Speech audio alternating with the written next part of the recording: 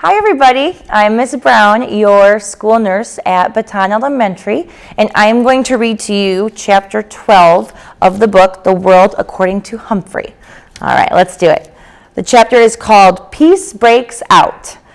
Early in the morning, Ty, Dealey, and AJ raced downstairs and played Crazy Eights. Later, they ran outside and threw a football around the yard. The Thomases were having breakfast with Bo when the phone rang.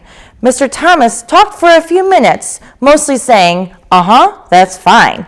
When he hung up, he told Mrs. Thomas, "We're going to have a visitor, but don't tell Anthony James." Ooh, a mystery. I like mysteries because they're fun to solve. Then again, I don't like mysteries because I don't like not knowing what's going on.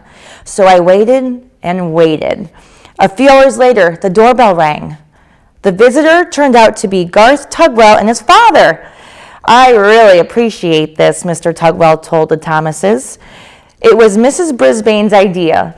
Since Garth can't have Humphrey at our house right now, she suggested that he could help AJ take care of him over here." Sounds like Mrs. Brisbane, as if I'm trouble to take care of. But Garth had been crying because he couldn't have me, so maybe she was trying to be nice. After Mr. Tugwell left, Mr. Thomas called AJ in. AJ ran into the room and practically backed out again when he saw Garth. "We have a guest," said Mr. Thomas. "Shake hands, Anthony. Garth is here to help you take care of Humphrey." AJ and Garth reluctantly shook hands. "How come?" asked AJ. Garth shrugged his shoulders. "Mrs. Brisbane said to." "Well, come on. We'll clean his cage and get it over with," AJ said. The boys didn't talk much while they cleaned the cage, but they started giggling when they cleaned up my potty corner. I don't know why that makes everybody giggle. After they stopped giggling, they started talking and kidding around. They decided to take me out of the cage, so they took a set of old blocks from Dealey's room and built me a huge maze. Oh, I love mazes. When we were all tired of that game, AJ offered to teach Garth to play Crazy Eights, and then Ty and Dealey joined them in a game of Go Fish. Nobody mentioned the TV. Nobody shot any rubber bands. Later in the afternoon, the kids were all outside playing football. I was fast asleep until Mrs. Thomas came into the den with a broom and started sweeping. A minute later, Mr. Thomas entered. "What are you doing, hon?" "What does it look like? I'm sweeping. You know, all the snacking we do in here makes a real mess on the floor," she said. "Bo's asleep?" her husband asked. Mr. Thomas walked over to his wife and took the broom away from her. "Then you sit down and rest a spell, hon. I'll sweep. Go on. Don't argue." Mrs. Thomas smiled and thanked him and sat down on the couch. Mr. Thomas swept all around the outside of the room, even behind the TV. When he got there, he stopped sweeping, leaned down. "Well, I'll be," he muttered.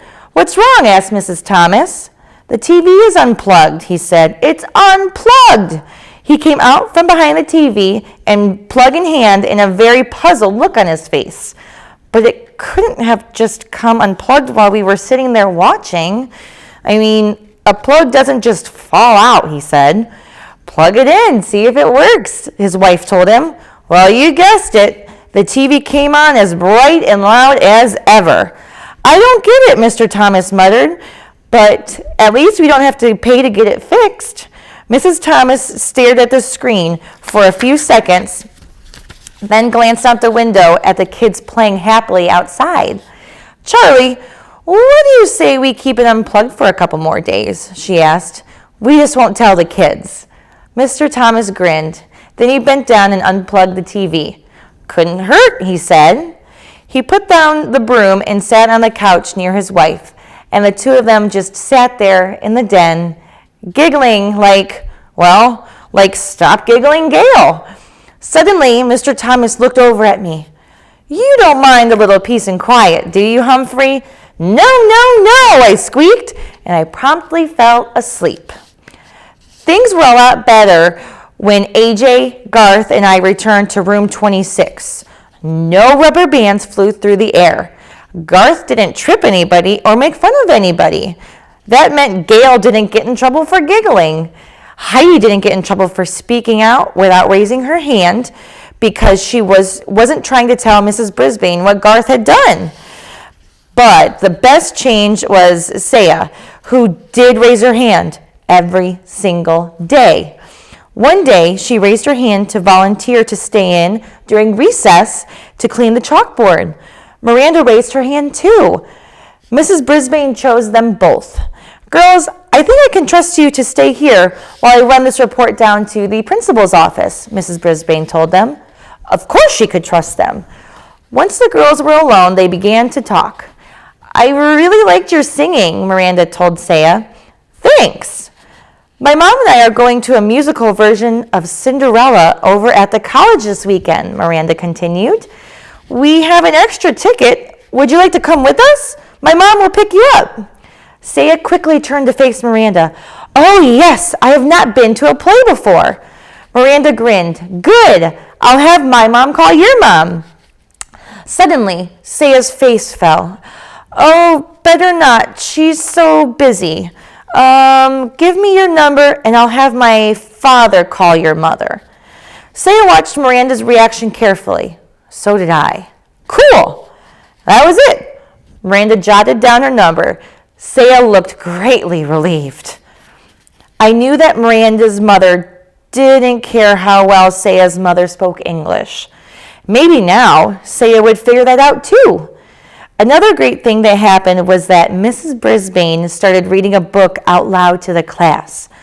Sometimes I doze right through these sessions, but this time she picked out a really good book. When she announced that it was about a mouse, Gail giggled.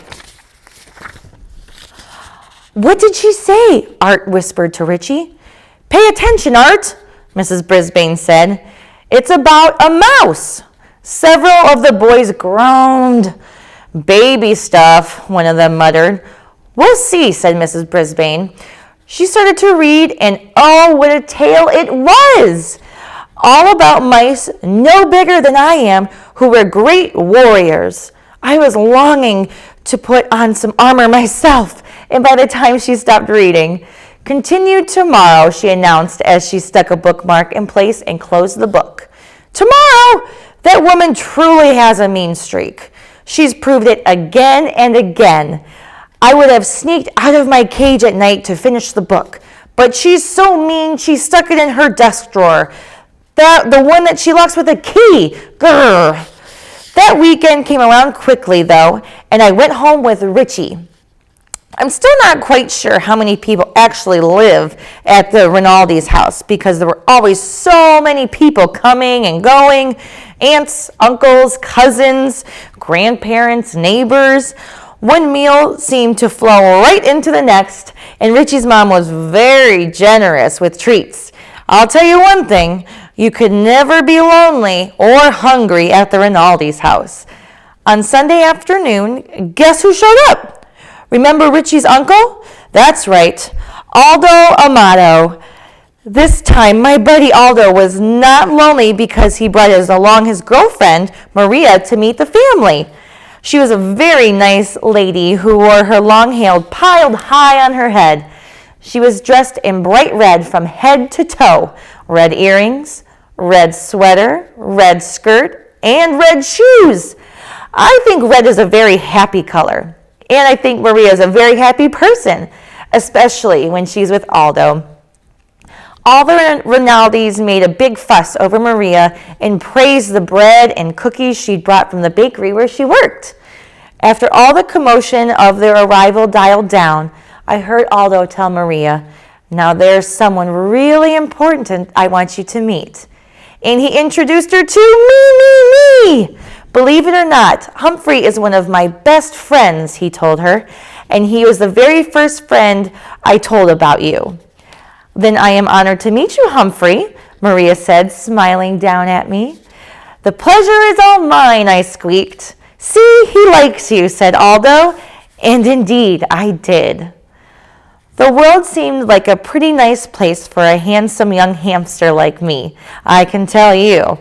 I was sitting on top of the world when I returned to room 26 on Monday, but I just about toppled off when Mrs. Brisbane made an alarming announcement. Class, as you know, this will be a short week due to Thanksgiving, she said, and that means Humphrey will need a home for 4 days instead of 2. Now, who wants to volunteer? You wouldn't believe what I am going to say. Not one hand went up. I actually fell off my wheel. Mrs. Brisbane was surprised too. No one? She asked. Heidi, don't you want to take Humphrey home? Oh, yes, but we're going to my grandma's house for Thanksgiving, she explained. Art, didn't you ask for Humphrey last week? Mrs. Brisbane asked. Yes, but we're having all my relatives for Thanksgiving, and my mom says it wouldn't be a good time, Art explained. And so it went. Every single classmate had big plans for Thanksgiving, plans that didn't include having an extra hamster around. I was worried. I didn't want to spend 4 days alone in room 26. I worried all day Monday. I worried all day Tuesday. I worried even more all day Wednesday. At the end of the day, Principal Morales stopped by to give Mrs. Brisbane an envelope. I think it was her paycheck because she was especially glad to see him. I have a huge favor to ask, she said. Sure, Sue. What is it? Asked Principal Morales. He wore a tie with little turkeys all over it. Could you possibly take Humphrey for the weekend? I had my paws crossed that he would say yes. But Principal Morales didn't even smile. Oh, Sue, I'd love to, but we're going out of town for the holiday, he told her. Another time, I'd love to. Another time wouldn't matter. I needed a place to go now. After the principal left, Mrs. Brisbane sighed and began gathering up her papers. Then she turned to me. Well, Humphrey, it looks like you're going home with me for Thanksgiving, she said grimly. My fate was sealed. I was going to the home of the woman who had once vowed to get rid of me for 4 whole days. And frankly, I was worried I'd never come back. All right, tip 12 for this chapter.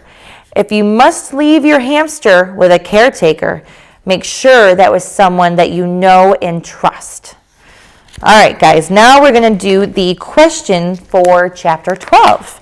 All right, first one. You'll never be lonely or hungry at whose house? When Humphrey meets Aldo's girlfriend, Maria, she's dressed in what color? And then the last one. Who is Richie Rinaldi's uncle? All right, guys, thank you so much for having me read chapter 12 to you. I hope you all have a wonderful and great day. See you later.